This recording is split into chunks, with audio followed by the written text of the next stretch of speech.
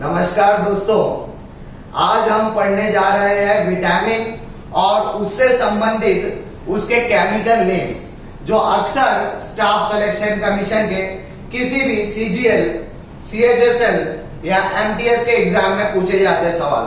बच्चों का कहना अक्सर यह है कि सर हमें तो विटामिन नेम और उसके केमिकल नेम याद ही नहीं रहते।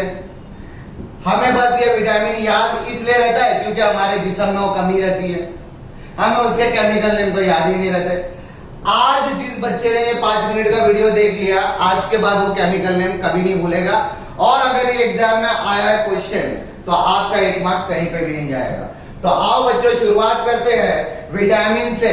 विटामिन को इंग्लिश मीडियम वाले लोग वाइटामिन बोलते हैं और हम लोग जो नॉर्मल बच्चे हैं वो लोग विटामिन बोलते हैं, जो स्टेट बोर्ड वाले बच्चे हैं। उदाहरण के तौर पे आपसे जो सबसे पहला सवाल पूछेगा वो पूछेगा कि विटामिन इसको फाउंड किसने किया था, तो उस टाइम पे आपको नाम मार्क करना पड़ेगा इस बंदे का जिसका नाम था कैसिमिर फंक। सर याद ही नहीं रहता कैसिमिर फंक तो हमें, तो भाई कश्मीर तो याद रहता है, कश्मीर से संबोधित करके इसको कैसिमिर, थोड़ा इतरा के बोलिए कैसिमिर, वापस बोलिए कैसिमिर। तो कैसिमिर फंक ये आदमी विटामिन का फाउंडर, इसे आपको याद रखना है। आप शुरू कर रहे हैं हम केमिकल नेम विटामिन ए का। विटामिन ए क्योंकि मेरे आंखों के लिए सबसे ज्यादा अहमियत रखता है, इसलिए विटामिन ए मेरे आंखों से संबंधित ही उसका केमिकल नाम भी है। विटामिन ए का केमिकल नेम है रेटिनॉल, क्योंकि मेरे आंख में क्या रहता है, रेटिना रहता है। तो रेटिना जिस बच्चे को याद हो गया, आगे क्या लगाना है, खाली ओएल लगाना है, यानी कि रेटिनॉल। सर ये तो याद हो गया हमें। चलिए तो आते हैं बी की सीरीज में। बी की सीरीज में पहले B1 पे जाते हैं हम लोग। डीएनए 4 कंपोनेंट से बनता है, adenine, guanine, cytosine and thymine. Cytosine thymine का एक अलग ग्रुप रहता है, उसमें से थाइमाइन को मैं बोर्ड पे लिख दिया, तो B1 का भी मसला हल हो गया। डीएनए में से मैंने कंपोनेंट निकाला तो थाइमाइन बन गया मेरा। B1 के बाद में आता है B2। सर डीएनए तो हमको मालूम है, आरएनए भी तो कोई चीज होती है, तो भाई आरएनए का फुल फॉर्म बोल दो। आरएनए का फुल फॉर्म होता है राइबोज न्यूक्लिक एसिड। राइबोज में से OSE, तो ऐसी निकाल दो, राइबो को ले लो, राइबो को ले लो, बोर्ड पे लिख दो, आगे लगा दो फ्लेविन। तो B2 का क्या हो जाएगा, राइबोफ्लेविन। तो B1 हो गया, B2 हो गया। B3 पे जाते हैं। सर मेरे क्लास में एक लड़की पढ़ती थी, उसका नाम था नियासिन। तो फास्ट बोलो नियासिन, फास्ट बोलो नियासिन, फास्ट बोलो नियासिन। तो अब स्लो बोलो नियासिन। तो विटामिन B3 क्या हो गया, नियासिन। एग्जाम में अगर नियासिन नहीं आया तो नियासिन की जगह पे आ जाएगा निकोटाइन अमाइड। तो निकोटाइन अमाइड भी एक केमिकल नाम है इसका दूसरा। तो कभी विटामिन B3 का आपको कंफ्यूज करने के लिए एग्जामिनर पूछे तो नियासिन की जगह निकोटाइन अमाइड भी आपको बोल सकता है। सर B5 पे जाया जाएगा हमारे को। विटामिन B5 याद रखने के लिए आपको मैथ्स आना चाहिए। मैथ्स का टीचर ने मुझे बताया था 5 साइड वाले फिगर को पेंटागन बोलते हैं। पेंटागन में से पेंटा निकालो, पेंटा निकाल के बोर्ड पे लिखो, पेंटाथोनिक एसिड लगा दो उसके आगे। याद हुआ, A, B1, B2, B3, B5 done, पक्का। B6 पे जाए, पक्का। चलो B6 को याद रखना है। तो 6 की स्पेलिंग में लास्ट वाला अक्षर कौन सा है, X। नाम में देख क्या दिखाई दिया, X। तो पायरिडॉक्सिन। तो 6 में लास्ट वाला अक्षर X आता है, डॉक्सिन में भी पूरा का पूरा X आता है। केमिकल नेम में और तुम्हारे को X कहीं पे भी दिखाई देगा नहीं। तो पायरिडॉक्सिन जहां दिखा मार्क कर देने का B6। क्या आपके बाल झड़ रहे हैं, क्या आपके बाल गिर रहे हैं, क्या आपको बालों की शिकायत है बच्चों?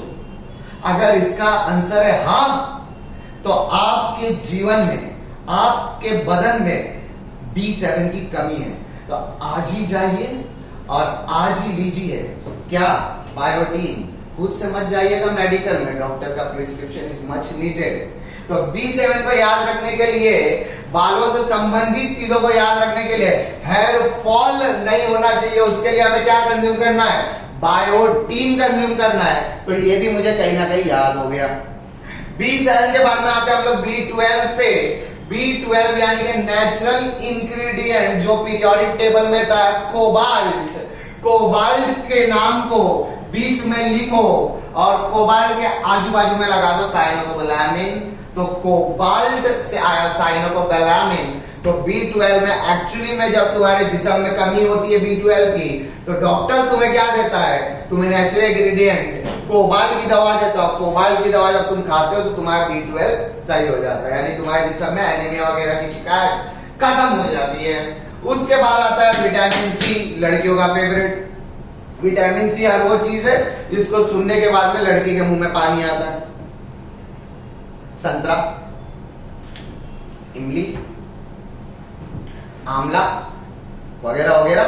तो जब भी मेरे मुंह में पानी आया तो मैंने यहाँ पे लिख दिया एस्कॉर्बिक एसिड, थोड़ा सिट्रिक पना दिखाई दिया, सिट्रस फ्रूट से संबंधित, तो एस्कॉर्बिक एसिड मैंने लिखा। सर ये एसिड ऐसा कहीं तो हमने और भी पढ़े थे, एसिड हमने पढ़े थे पेंटोथेनिक में। सर पेंटोथेनिक B5 था, एस्कॉर्बिक नाम से ही लग रहा है थोड़ा खटासपना, नाम बोलते बोलते ही खटासपना दिखाई दे रही है मुझे। तो एस्कॉर्बिक एसिड जब मैंने बोला तो C आना चाहिए, पेंटा बोला तो 5 आना चाहिए, कंफ्यूजन जरा भी नहीं चाहिए। डी में आते हैं, कभी कभी कोई बच्चा गिर जाता है साइकिल चलाते चलाते, स्केटिंग करते करते, बच्चे की हड्डी टूट जाती है। डॉक्टर बोलता है उसके पेरेंट को कि बेटा तेरे जिस्म में कैल्शियम की कमी है, कैल्शियम की कमी है, कैल्शियम में से कैल्सी ले ले, आगे लगा दो फेरोल। तो विटामिन डी की अगर जिस्म में कमी रहेगी यानी तुम्हें कैल्शियम की कमी रहेगी, तो कैल्सीफेरॉल डॉक्टर आपको प्रिस्क्राइब करेगा। उसके बाद आता है विटामिन ए। अगर फर्टिलिटी आपके अंदर नहीं रहेगी, आप बच्चा पैदा नहीं कर पाओगे, तो विटामिन ई की दवा आपको डॉक्टर देगा। और आपको याद ऐसा रखना है कि डी में से फेरॉल यहां लिख देना है, और लेस फर्टिलिटी का सॉल्यूशन टोकोफेरॉल केमिकल नाम का विटामिन आपको याद रखना है। फेरॉल दोनों में कॉमन है, कोई कोई एग्जाम में फेरॉल की स्पेलिंग में एफ की जगह पे पीएच लगाते हैं, तो पीएच वाला फेरॉल आया तो भी one and the same. Sir vitamin के को कैसे याद रखेगा, हमको तो याद ही नहीं रहता। विटामिन के को याद रखने का सबसे सिंपल तरीका, स्कूल में मुझे पढ़ाया था कि भाई के से किंग आता है, किंग की औरत को मैं क्वीन बोलता हूँ, इसके नाम में क्वीन ढूंढो। अब रियल में स्पेलिंग पे मत जाना, भावनाओं को समझो और क्वीन ढूंढो। तो फाइलोक्विनिन बोल के मेरे को विटामिन का केमिकल नेम भी याद हो जाएगा। तो इस तरह से मेरे पास में फैट सॉल्युबल और वाटर सॉल्युबल दोनों को दोनों विटामिन मुझे याद हो जाएंगे।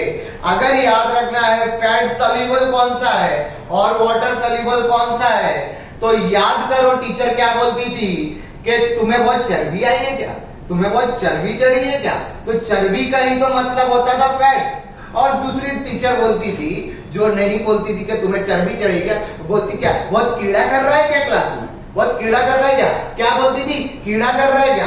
कीड़ा की स्पेलिंग लिख दे भाई, कॉमा डाल डाल के, कीड़ा की स्पेलिंग लिख दे कॉमा डाल डाल के, तो बन गया फैट सॉल्युबल विटामिन। के काट दो, ई काट दो, डी काट दो, ए काट दो, उरलेला काय जो बच गया वो बन गया water soluble vitamin. Hence proved. धन्यवाद, थैंक यू, शुक्रिया। मिलते हैं जल्द, शीघ्र मुलाकात होगी।